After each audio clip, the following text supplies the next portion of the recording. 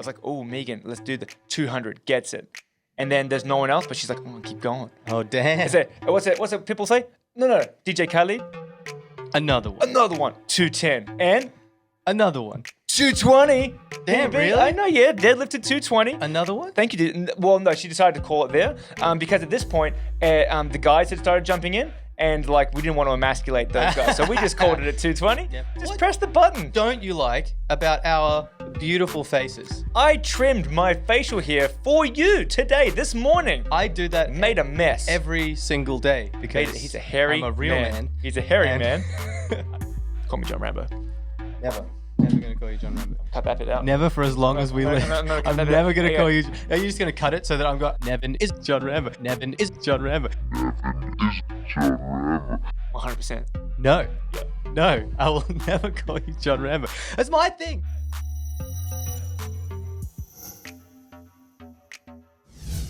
All right, let's do it. Welcome back, everybody. Welcome back to the Big Flex. Another episode of the Big Flex. Another episode of the Big Flex. So, Nevin, what are we flexing on today? Well, few things, Adrian. First off, we're in the midst of a 3-day lockdown. A snap lockdown. Snap lockdown. If you will. Yep, sure, I guess. RKO out of nowhere. Out of nowhere.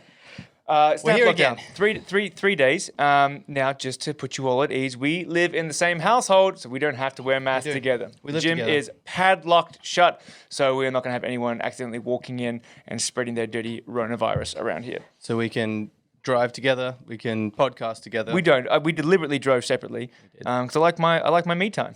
Yeah. I like my me time. All 4 minutes of it. So, we are on a 3-day lockdown, and they have actually extended the state of emergency until May 7th, which means if Mr. Mark McGowan so chooses to, he has the power to extend this lockdown. Now, what does that mean? It means that potentially GPC states could be at jeopardy because that is this coming weekend in about 5 days' time. Yeah. We just have to wait for all of the people who have been tested for their results to come back in. Hopefully today, when the press conference that they're doing to announce whatever changes, hopefully nothing is extended and it's all precautionary and we're back on it as of tomorrow. Yeah, usually it's around 1 or 2 p.m. Perth time. So we will find out. But until we get the news that it's extended, I am still treating this week as if States is in 5 days' time, 6 days' time. So Me too. I'm still bringing my weight down, but I've done it much better this time. I'm within a couple kilos of the weight now, which is exactly where I want it to be. I am doing a small water load in preparation of doing a small water cut leading up to the States. So I'm drinking about 6-7 liters of water a day at the moment with a little bit of extra salt as well. So I am treating everything perfectly. Now it's very easy to get discouraged and demoralized when stuff like this happens, but nothing's happened yet. So we are on track. It couldn't have come at a better time. It could have been much, much worse. If nothing gets extended, we're good. This is the deload week right before the comp. So exactly. This is the lightest week. But keep in mind, if this happened 1 week later, States is off. If it happened 1 week earlier, that's right in the midst of everyone's heavy singles. Everyone was pushing heavy PBs across the board before they deload and then hit the comp this coming weekend. So it really couldn't have come at a better time. Let's hope this is it. That's and right. States is on. Staying positive. So we just thought we'd come in here and give a quick little update podcast.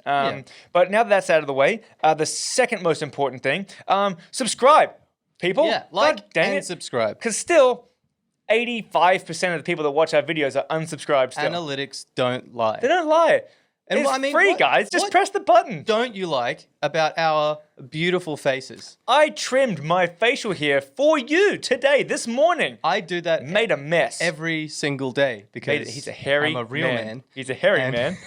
I do mine once every 3 weeks. My boyish charm. So let's give it a quick, subscribe, damn it, please. We appreciate it. Please and thank you. Please and thank you, but do it.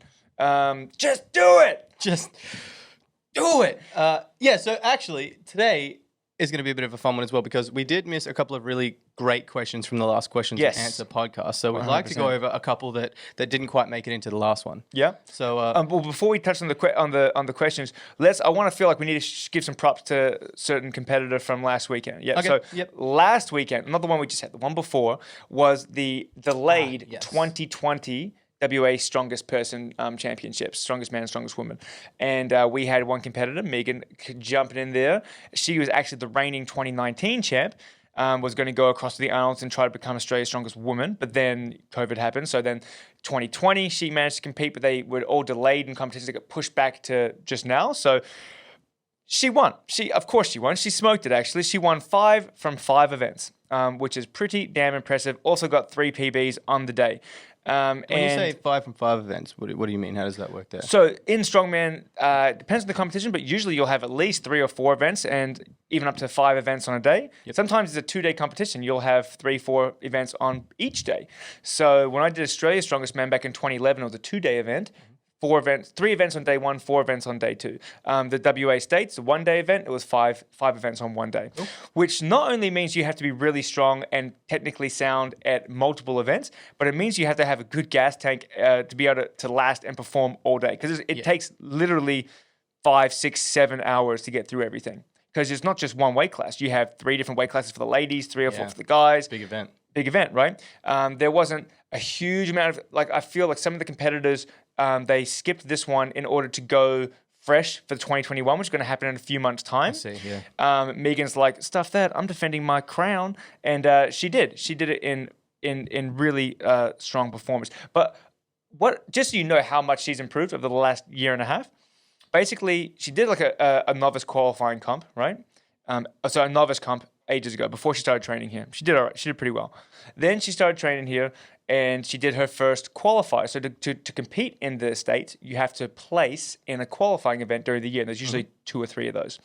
And she, in that qualifying event, she won 2 events, came second in 2 events, and drawed in 1. Drew? She drew in 1. She drawed? She drawed in 1. Yeah. She drew in 1, which means she actually tied first place with someone else, and they had to go into a face-to-face standoff, a tiebreaker. Cool. And she just came second in the tiebreaker. She didn't manage to pull it off. And that's just experience as well on the day. You know, went out a little slow. She had to go out a little faster because it was like an endurance sandbag carry, and you need to get those meters down. Anyhow, she was pretty disappointed. We came back, we regrouped, we prepared for the States, which she won. She won 3 events outright, drew 1, and came second in 1. So she won outright 2019 States. This is her most recent comp from then, sanctioned comp, and she won 5 from 5. So she's getting stronger and stronger. She has been training like an animal. Absolute beast. Yeah. Absolute beast. And I'll put some of the videos up in here, but basically event 1 was a Yolk Carry. A yoke is just like a big bar with uprights and some weights that load down the bottom, put some big tires on it. Looks really cool. But you got to pick up this big frame on your shoulders and walk with it. And she had to pick up 300 kilograms, 300 kilos. Over 3 of me, about 4 of you. That's insane. I remember the last time we were towards the end of our squat competition, our squat challenge that we did, in the deload week, we worked out to some heavy warm-up sets. And then as just a bit of added stimulus, Nevin got me to put about 270 kilos on the bar and just lift it, unrack it, take a few breaths. Just a pick and hold, guys. And put it down, not move at all. And it was really heavy, and I could barely even breathe with the bar on my shoulders. So imagine now, incredibly impressive. Imagine now having the weight distributed lower, so when you have to walk, so every time you step, it wants to swing on you. Yeah. All right, and she did that with 300 kilos for 5 meters, and she was actually versing the Australian record holder and just smoked it. So by how much? Well, she went the 5 meters in less than 4.5 seconds. All right. And the other girl took about 10 seconds. Damn. Yeah, so it was dominant. She didn't just win. It was dominant. She dominated. It was dominant. Nice. And then second event was a farmer handle pick and carry for 15 meters. Picking up some farmers? Yep, just pick up the whole farmer there, straw in the mouth, hat in the head, pick him up. No, pick him up on the jock strap. No, it's basically just these steel handles that are low to the ground. They're about the same height as like a trap bar handle. Yep. Okay, and so she picked up those, 75 kilos each hand, runs 15 meters, drops them down, then picks up a 120 kilo sandbag, Adrian. 120 kilo sandbag. 120 kilo sandbag. Yeah, that is 1.5 of you in sandbag form lying on the ground. And so they have it's like 0.9 of Gavin. Yeah, 0.9 of Gavin, basically.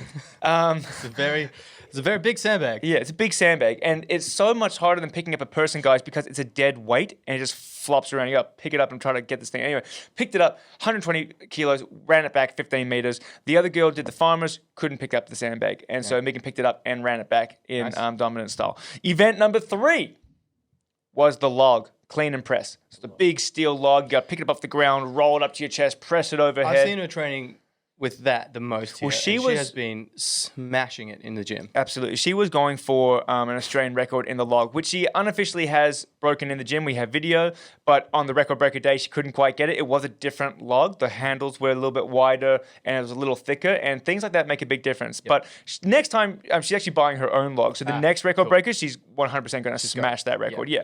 Anyway, it was a 75 kilo log for as many reps as you could do in 60 seconds. Okay. The other girl couldn't get any, and Megan got 4. Not even one. And Megan got 4. She's done 6 in training before, but the way that strongman works, I'm just going to quickly cut into myself here, cut myself off, is that if you win an event, you go last on the next event, which is really handy because then you know what the other person does. Okay, so it gives you a clear advantage. Correct. So she'd won the first 2. We saw that the other girl didn't get any reps, so as long as Megan gets 1 rep, she's already won the event and the day now. So what you're saying is she didn't need to do 4 reps. She was that was just a show of pure dominance. Yeah, I told her just to do 1 rep, and she's like, oh, do 1. And she ended up doing 4 reps. I actually told her on the sandbag as well. I said, just pick it up, take it 2 meters, save your energy. And she's like, oh, I can't do that. She's too proud. So that is the mark of a true champion. It is, yeah. I was like, just save your energy. Anyway, so she ended up doing 4 reps. Event 4 was the axle deadlift. It's basically. Wait, so you said it's 5 events. 5 events. So she's already won 3 events. Yep, she can't lose. So at this point, she could just sit down and sip a coffee. And I told her, I said, we might as well go home and sip margaritas by the pool if you want. I said, actually, she can't do that because she still has to get a score in the last 2 events. So as long as she can get 1 rep of whatever they're doing, or like 1 step in, if it's a moving event, she wins. So the event 4 was the axle deadlift, which is one of her favorites. She's a very strong deadlifter. Yeah. In powerlifting, she's deadlifted 200 kilos before. That's normal deadlift, just gripping it with a belt. Yep. And in strongman, she'd done 210 light, 210 by herself, and a 220, but I had to give her a light assist under the bar. She couldn't get the 220. So the axle is a little bit different. It's not just like a normal deadlift. Correct. How is it different? Yeah, so it's a thick bar. So it's like a big trucker axle. So basically think of the collar of an Olympic bar. It's fat, it's 50 millimeters across. Yep. It's the entire width of the bar. So it's a 50 mil across bar, right? It's a little higher up, right? It's also higher because and again, I'll put some photos up. They set them up on with big truck tires on the end, so it looks really cool as well. Part of strongman is just looking really cool and outlandish. Yeah. All right. Yeah. It's having really awkward events that are hard to do and that are heavy, but they look. I know that even with the yoke walk, I've seen them instead of doing it with just a big frame and some weights on it. I've seen some events do it with cars and straps and things like that. Yeah, you can do car walk. Yeah, they had big tires on the side of the yoke actually. So it's really fun. So it's off 14 inches. So a normal bar, I don't know, it's probably like 8 inches off the ground or something. So it's a little bit higher than kind of like a rack pull, essentially. Yep, it's like a rack pull. The weight's a little bit differently distributed because it's coming from wider as opposed to narrower. The racks are narrower generally, but it's similar. And so like I said, in training, she had done a 210 and then only gotten the 220 assisted. Yep. And then the way they ran it on the comp day was they went 1 for 1. So basically, they started at 160 kilos, and it was like, you go, now you go. You got 1 minute, you go, 1 minute, you go. And so did they have to go heavier and heavier? Or you start at 160, and you have to attempt every weight, and it goes up by 10 kilos per attempt. So it was like 160, 160, 170, 170, 180, 180, 190, 190. The other girl goes for 200, couldn't get it. Ooh. I was like, oh, Megan, let's do the 200, gets it. And then there's no one else, but she's like, oh, keep going. Oh, damn. What's it people say? No. DJ Khaled. Another one. 210. And? Another one. 220. Damn, really? I know, yeah. Deadlifted 220. Another one? Thank you. Well, no, she decided to call it there because at this point, the guys had started jumping in. And we didn't want to emasculate those guys, so we just called it at 220. Yeah, and she took that win. So a nice little 30-kilo win on the deadlift. Nice. And the 5th and final event was that same 120-kilo sandbag. and she had to pick it up and throw it over a 1 meter tall bar. Yep. And then it was like a slope that rolled back, and you had to do it for reps for a minute. Okay, cool. And she ended up getting 3 reps. She would have got 4. She was sort of not really paying attention. The 4th one bounced back on her side. Yep. What did the other people get for that? A 0. Oh, 0. Zero, So yes, she 0. straight up didn't need to do that either. Yes, she just needed to get 1 rep, and she's like, oh, just keep going. So I see, complete and total domination. Yeah, it was great. So that qualifies her again for Australia's Strongest Woman. She was already pre-qualified from 2019, which got cancelled. She's now qualified again. She's actually qualified, I believe, in the 74 kilo weight class and the 82 kilo weight class. She can do whatever the heck she wants. So based on how she's gone in this competition and how much she's improved, you think she'll take it? Well, here's the thing. I don't know who the competitors are from over east, for the ladies at least. I know some of the guys that compete in in the heavyweights or the 105s. I don't know many of the 82s. I know there's weapons everywhere, but she's a weapon too. So I have a lot of confidence that Megan will do well in whatever weight class she decides to compete in. That's exciting for the future. And also, technically, the 2021 States is in November. So she'll be going for the 3-peat. She wants to go for that as well. The hat trick, Yeah, she's going to go for the 3-peat, which should be pretty exciting. If those were all the people who are competing, and she just cleaned up everybody. Yeah, probably a safe thing to say that she might. Well, hey, you never know who's going to turn up. You did say that not a lot of people turned up to this one, right? I said some people didn't turn up. Now, the girl that did turn up was the same one that pipped her at her first qualifier and that Megan beat in the first states. So she is a good competitor too. She is strong. But yeah, Megan was just a force to be reckoned with on the day. Yeah, very exciting. So that's our recap on the WA 20. So the 2020 WA Strongest Person. It was really a fun event. But I'll put some photos and videos up here so you can see what I'm talking about. And then so I guess we go from here into the questions that we missed on the last one. Yes, the Q&A podcast. There were a couple of really great questions that came in while we were doing the podcast, and we unfortunately had to skip them. So we're going to be going through those today as well. Just a couple, not as many as we were doing before. Just only short ones. 3 questions. Yeah. So what do we got? First one was Deb, and Deb asked, sort of how do your muscles and muscle fibers work? You got slow twitch and fast twitch, and can you train them to help you out with, if you're doing powerlifting, will they improve more fast twitch, something like that? Good question. It's a good question. And basically, Deb, is that it does come down a lot to genetics. You have a predetermined sort of range or percentage of slow twitch fibers, they're your type 1 fibers, and fast twitch fibers, they're your type 2 fibers, right? Now, slow twitch, really good for endurance events like long distance running, all right? Fast twitch fibers are much better for explosive movements, like lifting weights, sprinting, jumping, stuff like that. But there is even within the type 2 fibers some variation as well. So you have type 2A and type 2B. Now, type 2A fibers, they have slightly better endurance. Okay, so basically, think of a 400-meter runner. Yeah, you're still sprinting. Not me, because I can't run for more than 100 meters. But an Olympic sprinter, they have a heap of good type 2A fibers because they can last for 30, 40 seconds, 50 seconds, but at really high force outputs, right?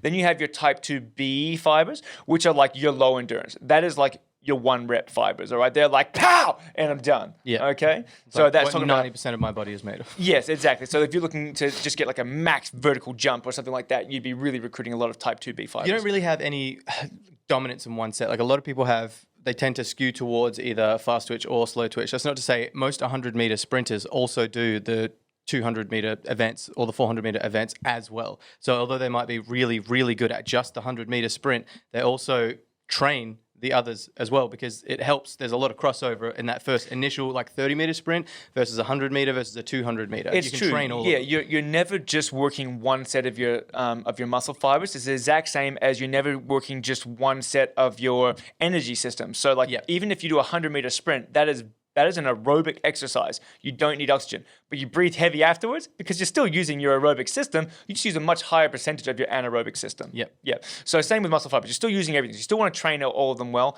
You do want to focus specifically on what your main goal is, and the reason for that is that the type 2A fibers and different places sometimes call them like type 2X, type 2AB, but basically there is a small portion that is trainable either way, Deb. So think of it as if you are focusing mainly on powerlifting, being really explosive and powerful and fast and high force output, the percentage of trainable ones will start to lean more towards fast twitch.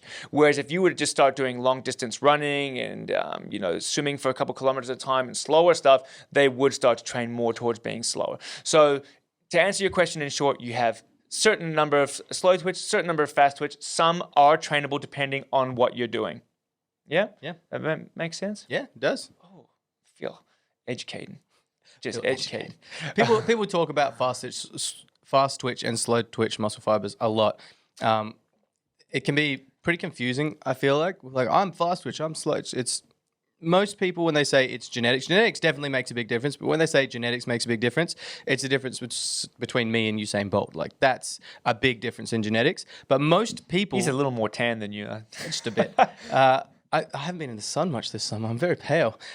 Most people aren't genetically gifted. That's why the Olympics only has such a small amount of people in it, basically, right? They're all enhanced anyway. They're all a bunch of dirty cheaters. Most people, you can train your body to do quite a lot of stuff. So when people say, oh, hey, it's just genetics, it's just genetically better than me. Yeah, probably. Also works really, really hard as well. Yeah, so you can, there is a large part that goes towards training to improve. So you can always work to your absolute limits. You can always improve. 100%. Yeah, there's just be like, oh, I've got slower twitch fibers. Does not mean that you can't get strong. It doesn't mean it does not mean that at all. Your fast twitch fibers. Correct. Yeah, exactly. No, you can really be more leaning one side to the other, but improve the other. Perfect example. You ran a marathon. Sure did. You know why? Because endurance athletes aren't really... No, I'm just kidding. Running is easy. Yeah, you just gotta get out there and do it. So I train those things. You can train it. You can. And now I'm squatting or deadlifting almost triple body weight. Yeah, so exactly. You can train both ways. Cool. But also, genetic specimen. Genetics. Also, here's a fun fact for you, Deb, is that your fast twitch fibers and slow twitch fibers, they will differ depending on what muscle group we're talking about. So generally, your posterior chain, your back, your hammies, all this sort of stuff, they actually generally have a little bit slower twitch fibers, higher percentage, and the front is usually a little bit faster twitch. That probably makes a lot of sense for this athletes. is because of evolution. Evolution theory is basically if you had to fight or hit something to kill it or throw a spear, it had to be fast, and then you're dragging it back to your cave for 3 kilometers. Okay. Right? Okay. So you need this like endurance fibers to carry it home. But if you're like in the heat of battle to stay alive, you need to have more fast twitch, which is why people can bench press a lot more than they can bench pull. Yeah, generally. that actually, I watched. What did I watch? It was a documentary. Even though you have a heap more back muscles than chest muscles. Yeah. Like think of the musculature on your back. You have pec major, you have pec minor on your chest, and then you have shoulders and triceps. The That's entire it. posterior You have chain for your your back. entire back. There's like 6 kajillion muscles. I can't remember exactly where it came from, but it was when I was at uni going over shod versus unshod, basically shoes versus no shoes, and how evolution has changed since we put shoes on. And an example of what we used to do as hunter-gatherers, certain tribes over in Africa would just chase an animal down all day if they had to, an entire day just chasing a deer until it got tired. This is the thing. We are until actually it got tired, and then just kind of when it was like, oh, I'm tired now, killed it very, very easily because we could carry water and just jog all day, whereas animals aren't built like that. Kill it and then drag it something crazy like 100 kilometers across the course of the day. They would go a very long way to get this thing. I don't know how far they went, but just ridiculous. But I have heard the same thing. They would just travel around and just like nomadically. Great endurance chase things down. Athletes back in the day. Yeah. Barefoot too, no less. Barefoot. Yeah. Don't muck around.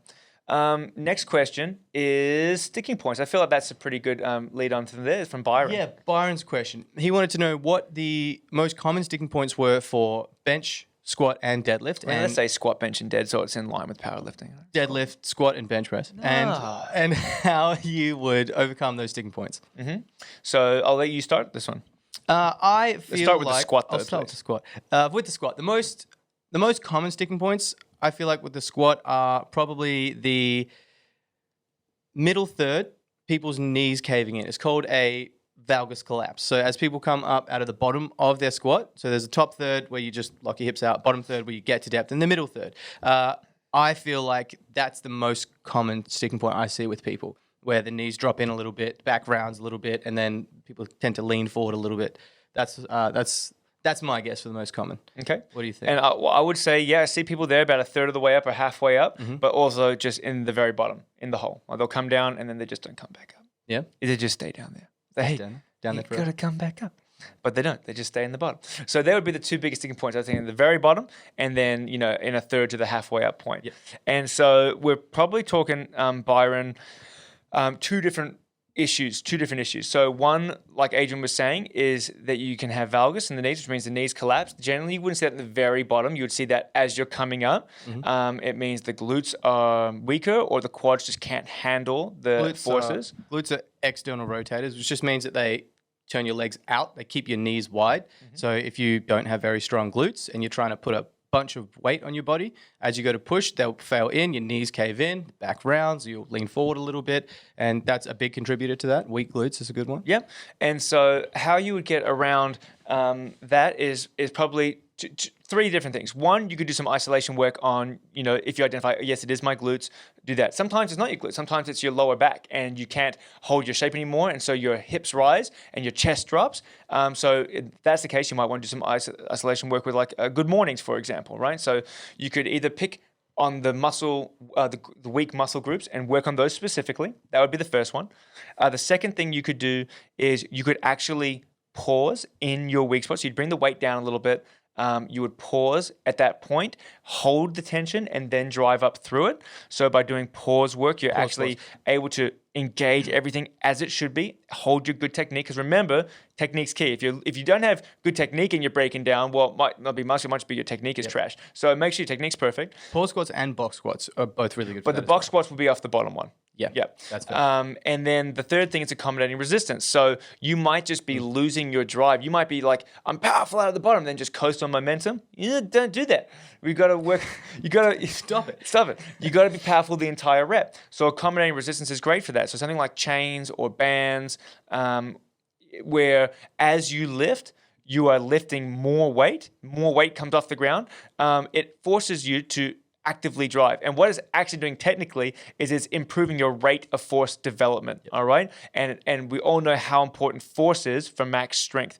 So by having a heavier top range and driving through that is a great way to break through that middle sticking point. So people who don't know or haven't trained with chains or bands, basically bands is just bands. You put bands on the side of the bar. Big old thick rubber bands. At the very bottom, let's say you have 100 kilos worth of resistance of bands, but just a barbell. At the bottom, it's just a barbell. And then as you stand up, the tension in the bands increases and there's a linear, it just gets heavier and heavier. Increase. The top weight's a lot heavier. Same with chains. When you're standing all the way up straight with the chains, let's say our chains are 80 kilos, then as you squat down, they coil up on the ground and it gets lighter and lighter and lighter. As you go up, it gets heavier and heavier.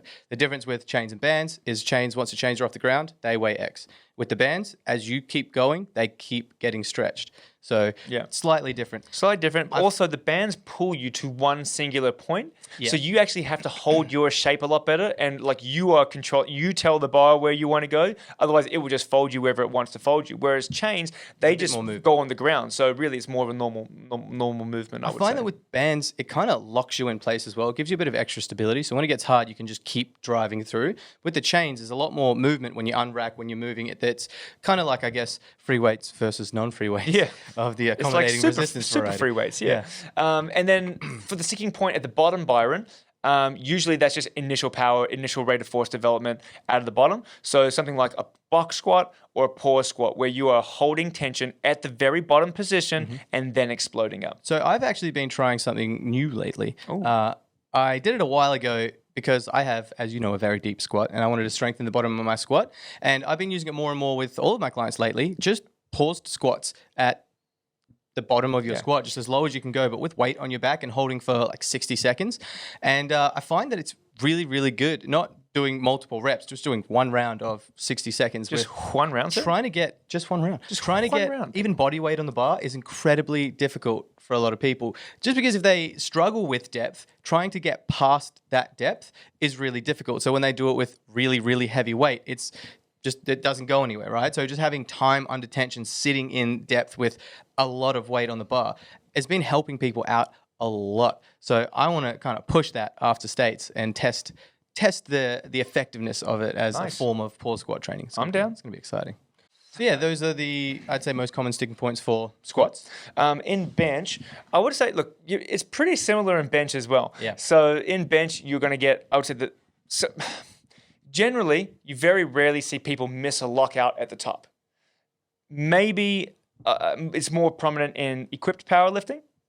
And for those who don't know what equipped powerlifting is, it's when people wear the bench shirts. It's like this thick Kevlar sort of thing that keeps you like this, and then you have to put heaps of weight on it, forces you down to position, you like spring back up. 150 kilos at least before the bar will even stretch enough through the shirt to touch your chest. Yeah, you need a lot of weight for sure. But basically, off the chest flies up, and then it's really more the top half that gets heavy because the shirt is less effective when your arms are straighter. So you would see maybe a lockout sticking point for equipped lifting, but in raw powerlifting, on the chest and 10, 15 centimeters off the chest, so the middle of the range, is where you're going to get stuck, generally. Powerlifting, the reps are only counted if it's a paused rep. So when they call it, you hold the bar, start. It says start.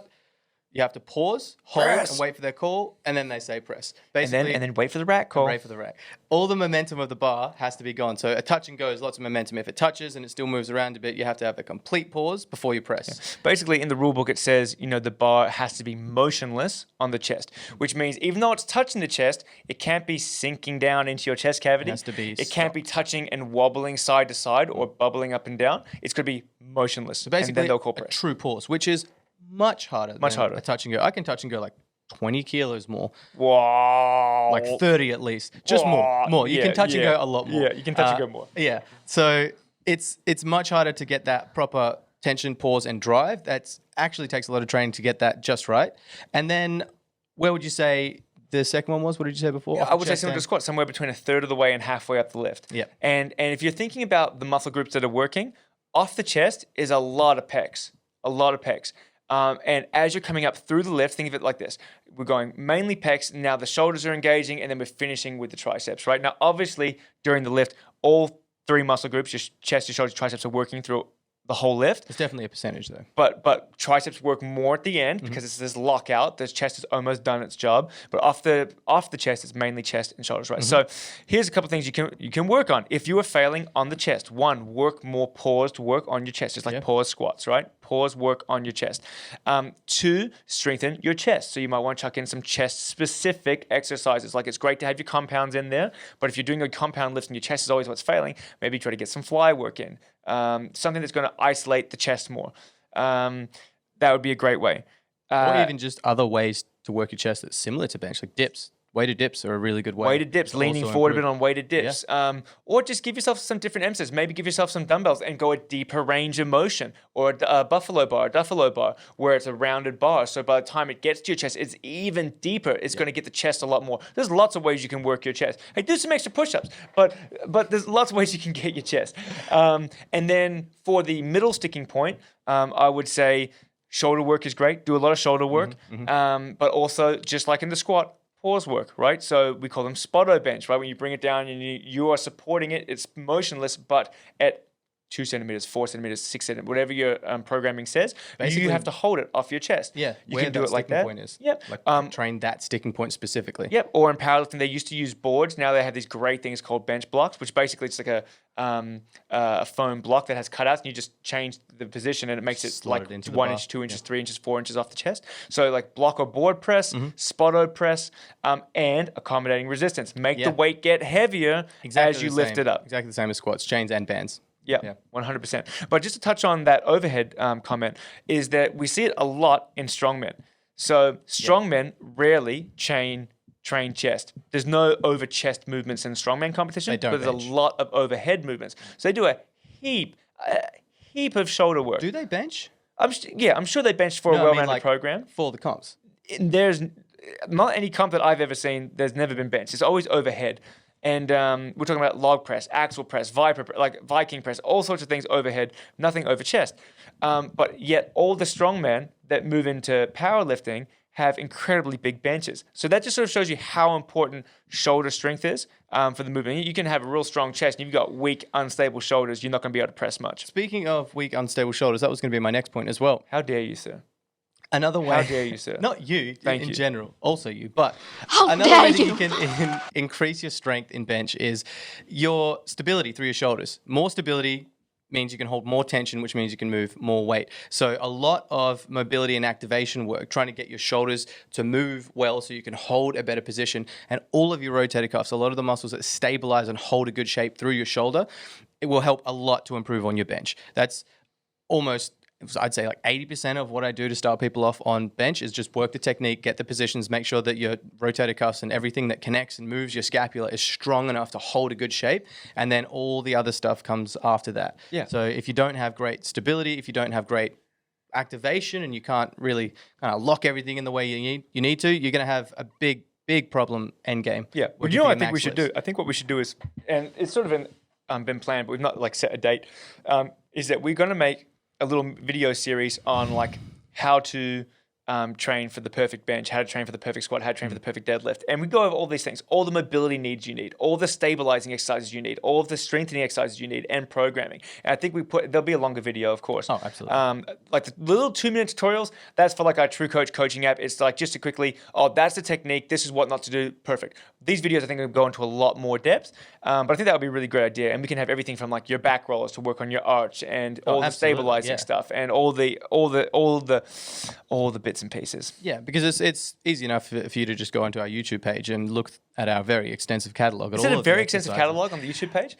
If you haven't done so already, like and subscribe. Have a bit of a deep dive through there. We have hundreds of little short 1 to 2 minute tutorials. So for the mobility and activation stuff, there is a shoulder specific section, if I'm not mistaken. Yeah, there's a whole shoulder. So there's a shoulder section, shoulder exercises, which is more like shoulder press, military press, clock off press, push press, right? All these sort of things. And then there's a mobility and activation, which is it's everything. It's all the full body, but there's a heap of shoulder stuff in there as well, like Cuban rotations and YPW and all our these program things. would be this, and this exercise in this order.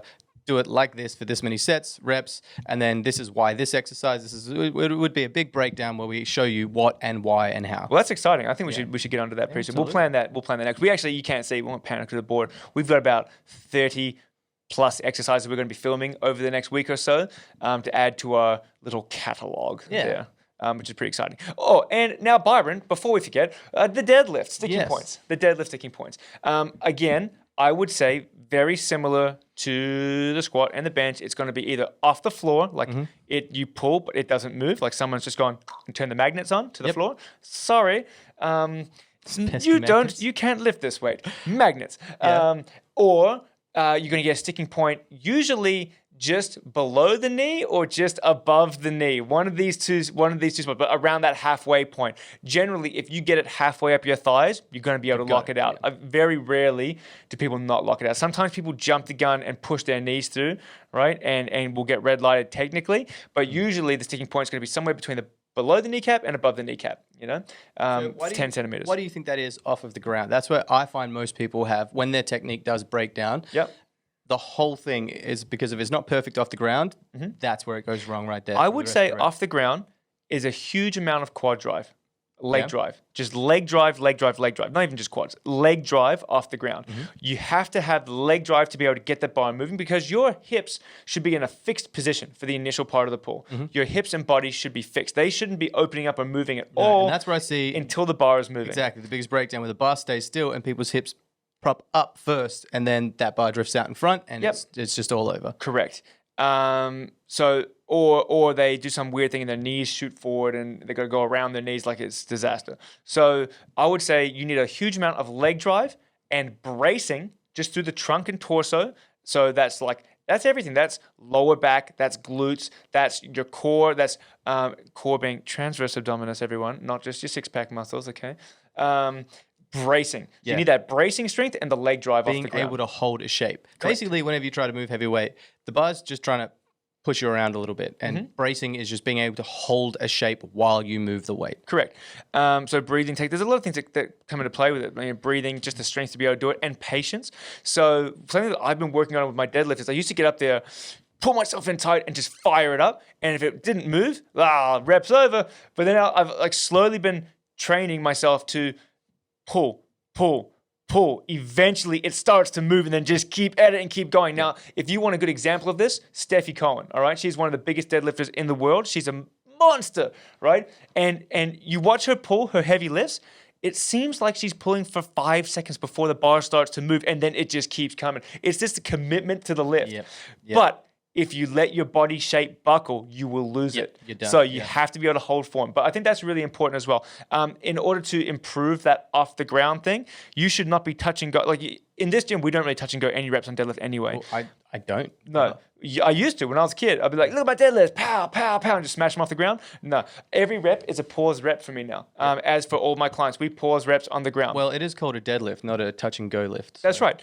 And the reason for that, and this actually is the same for squats, the same for bench pressing, you have something called a stretch shortening cycle, which basically is as a muscle is stretching, it has these little things called Golgi tendon organs that are the little receptors, and they send a message to your brain saying, if we keep stretching, we will tear, sir.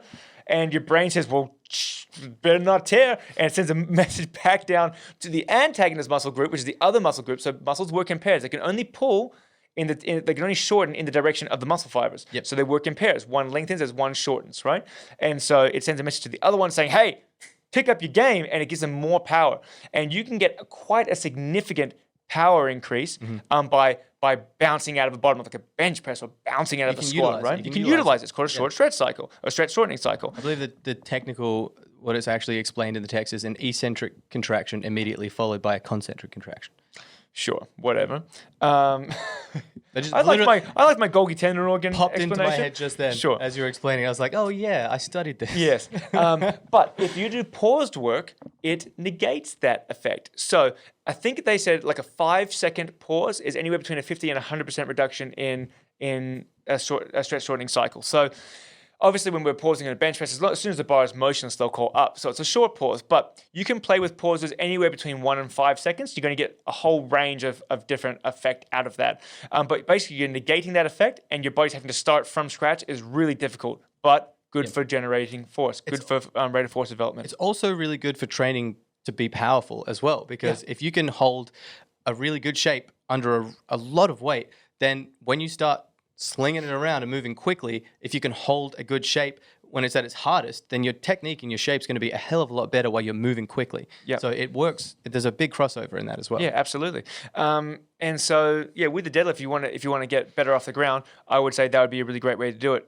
Is you could do pause work on the floor or deficit work. So if you stand on something, like your feet are on, let's say, a weight plate, 5 centimeters thick, then you have to pull from 5 centimeters lower down your shin. So you're having to use more leg drive for longer. Yep. So deficit pulls and pause work for sticking points on the ground. If your sticking point is sort of halfway up the shins, below the kneecap, just above the knee, again, accommodating resistance, bands or chains, or to do rack pulls or pull from blocks, something that is at around that height.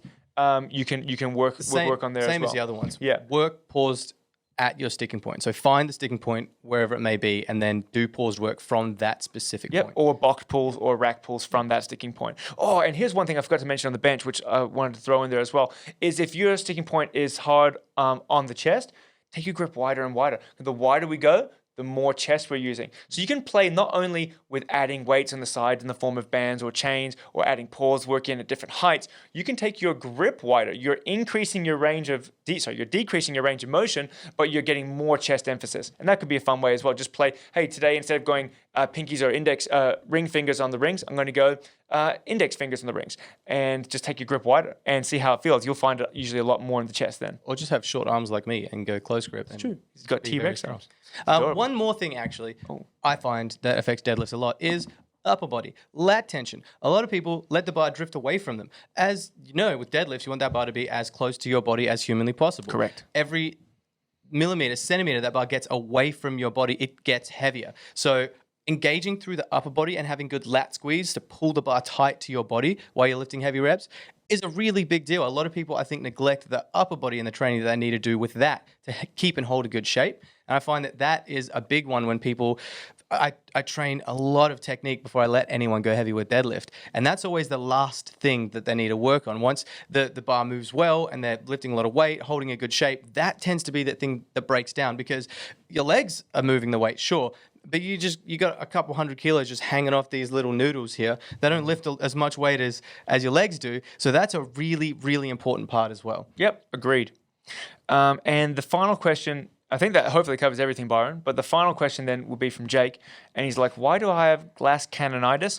I love the gaming reference, Jake. What is glass Cannonitis? Well, glass Cannonitis, sir, is claiming reference to being a glass cannon. Now, if you're a gamer, and there's nothing wrong with that. I do enjoy a good game from time to time myself. Some people say that I am the Apex legend. But literally no one has ever or will ever say that. Well, I mean, you can call me John Rambo. But it's... Don't steal my thing. Hey, call me John Rambo.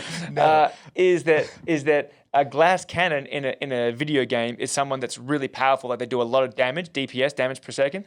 But if they get hit with like a feather, they die. So it's like they're really no health but all attack. So when Jake says, why do I have glass Cannonitis? It's because he's lifting some good weights, but he just gets hurt all the time by like falling over or falling off monkey bars or roughhousing with his mates. I said, Jake, it's all right. You have a little bit of glass Cannonitis. It's not as bad as Guy. But savage. I apologize, Guy. But it will get better. And the fact that you are getting stronger in the gym means that you are becoming more resilient to injury than if you weren't. When Jake first started training with me, he was only like 12 or 13. He was a youngster. I actually met his mum down at the dog park. We were walking the dogs and we were having a chat. And I said, I'm a personal trainer and strength coach. And she goes, I should send my son to you. He had low muscle tone as a baby, which means they like take longer to hold their heads up.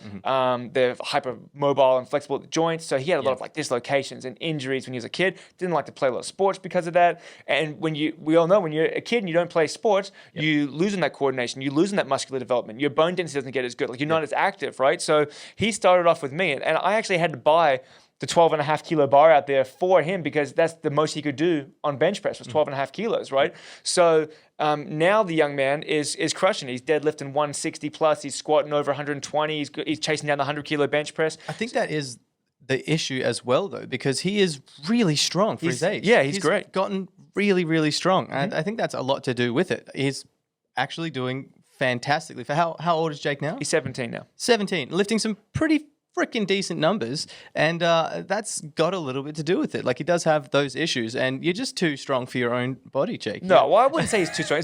You can never be too strong for your own body. You can say that to your friends and flex at them. You should do that. Look, he still has the issues of hyper flexible joints. Exactly, So even though, look, the best way to protect a joint is to have strong muscles because Exactly. that's what holds it in place. Yeah. So you're doing everything right. Your bone density is increasing. Your muscle strength is increasing. Your coordination is increasing. Everything's getting better. You just got to be careful on some things. But it will improve over time. Just keep at it, man, because you're doing a great job. I think I've talked to you about this recently, actually, and I've had people make comments to me about people in this gym, and they try to compare themselves to people in this gym. And I kind of forget, because I spend all of my time here, that we're not normal people here. Like, we have a lot of people who are doing some incredibly impressive things, like you being Australia's strongest man. We've got Megan, who we talk about a lot. Multiple W.A strongest person going to be strongest. Exactly. Gavin's benching 200 kilos. How many of your clients have you taken to national competitions or have records for their names? Right, exactly. I've got Deb coming up to this state's competition, has the potential to break 4 national records. We do things right here. But we've got some legitimately strong people here, and a lot of people who train in this gym who compare themselves to some of these top-level athletes don't realize that they're just that. And Jake, you're an athlete, whether you like to say it out loud or not. You're pushing your body to its absolute limit here. This isn't just some nice, easy, kind of fun exercise that we're doing, where you can kind of not really pay attention, or like you're doing a lot of very heavy lifting. You're doing a lot of, like, the mental intensity alone that you need for this is huge. It's immense. You're an athlete and you're pushing your body to that limit, right? And whenever you push your body to that limit, there is an increased risk as well. It kind of comes hand in hand with what it takes to be the best. So you can't think that I'm just going to train like every average normal person does. Like, we do a lot of programming, we do a lot of conditioning, a lot of strength work, and you're really strong for your age as well. It's just going to take a little while to figure out exactly how strong you are and how to really use your body. You're so young. I've been training for more than 10 years, and I'm the strongest I've ever been now. I'm 31 this year. This is what I'm saying, Jake, is that, you're 17, I believe. You've been training since you were, let's say 13, so 4 years, right? I wish I started when I was 13. Yeah, I didn't start training weights until I was in my early 20s, really. Same. I played, my first year out of school when I was, 18, 19, and then I broke my arm. I didn't really start training weights properly until I broke it playing rugby, not lifting weights. I didn't start training properly until after that when I recovered from it. So I was 21, and then within 2 years I was doing the strongman stuff, and then that's where I really started to excel in strength training. And now I'm 33. I turned 33 in a month, less than a month, and I'm on par with the strongest I've ever been for most things, but at a lighter body weight, right? So strength takes time to develop. And when you're looking at the world's strongest people, they're usually in their 30s, mid 30s. I do believe that's when you peak strength. I think the strength athlete, physically, you peak between 25 and 35, somewhere in that limit there. I would say even it can push out to 40s because muscle takes so long to develop. It's not like you see, if you're watching rugby players, they're all 18, 19, 20, 21. You don't see, if I was to go back and play rugby now, my mate's trying to get me to go play a bit of Prem rugby, is I would be the oldest in the team by 8 years. They're all youngsters. But strength training takes time to develop, which is you've got so much time in front of you. You think about how much testosterone that you've got in your body. That means something. And then you think about how long you use it for. That also means something. I haven't missed a squat day 10 years, and I'm the strongest I've ever been this year. And each year I'm the strongest I've ever been this year. And I keep saying it as I get older and older. And it's you've only had a couple of years. You basically got that puppy fat on you still, right? You got to grow into your big boy pants. The longer you train with all that testosterone in your body, you build more muscle, you produce more, you build more, and you just keep utilizing it and keep growing and changing. And that's kind of how it works. It's called puberty, Jay. But the longer that you spend training, the better it will get. 100%. Yeah. 100%. Well, I think that basically covers everything. Assuming that lockdown finishes and we're going ahead with states, just quick shout out. We do have 9 people competing this weekend, hopefully, including Adrian and myself. 1st and 2nd of May, it'll be at Ruchi's Gym. At Ruchi's Gym. If you feel like coming along, come and support us. That's right. Yeah. And we got a great spread. We've got 5 guys, 4 ladies. We've got in the guys 67.5 kilos weight class competitors. 67.5. I just do want to do a quick shout out to Tito. Yeah. He's not fat anymore. Good on you, Tito. He is going to be at weight for the comp, which is great. Nice. Which is great. We've got Tito in the 67.5s. You're in the 82.5s. Yep. My dad is 82.5, but in bench only. Yeah. Which Byron, actually, your dad is going for a what now? He will be going for an Australian record, yeah. Mm-hmm. And then Byron and myself are both in the 90s. Mm-hmm. And hopefully we're looking for a few medals. Nothing guaranteed, but we're hoping for a few medals amongst those 5. And then in the females, we have... we got Deb in the 67.5, who's going to be going for 4 Australian records. 4 Australian records. So far, she actually has... she has 3 out of the 4. She's got 3 out of the 4. She matched the squat. Yeah. And then she got the bench, the deadlift, and she has the total as well. So even if she doesn't get the squat on the day, she is comfortably over the bench and the deadlift and the total. Yeah. So she could come away with 4 national records. Could come away with 4 national records, which would be amazing. Unreal. And then we've got Megan in the 82s, which is actually a stacked division at the moment. So we have the normal winner. So Kat, who's just so strong. She's got world records in squat and stuff. Yeah. So Kat and Megan are usually the top 2. And then we have the winner from the 90s has come down and the winner from the 75s has come up. Damn. So it is the most stacked female division I've ever seen. It's unreal. Yeah. So that's going to be great to watch. Yeah. Then we've got Fiona in the 90s and Jess in the 90 plus. Awesome. Right? So really excited. Everyone's been working so hard. So we are fingers crossed that everything goes ahead. And we're going to just attack this week as if it is. We'll wait for the announcement in the next couple hours.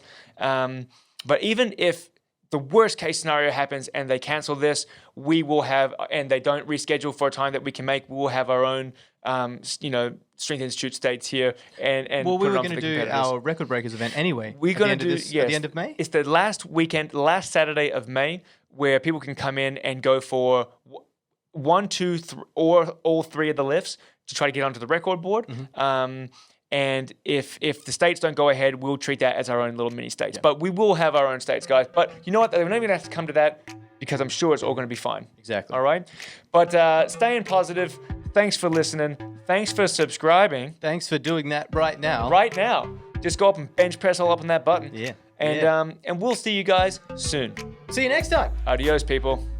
Have a good day. Call me John Rambo. Never going to call you John Rambo. Cut that bit out. Never for as long as we live. No, I'm never going to call you. Are you just going to cut it so that I'm going, Nevin is John Rambo. Nevin is John Rambo. Nevin is John Rambo. 100%.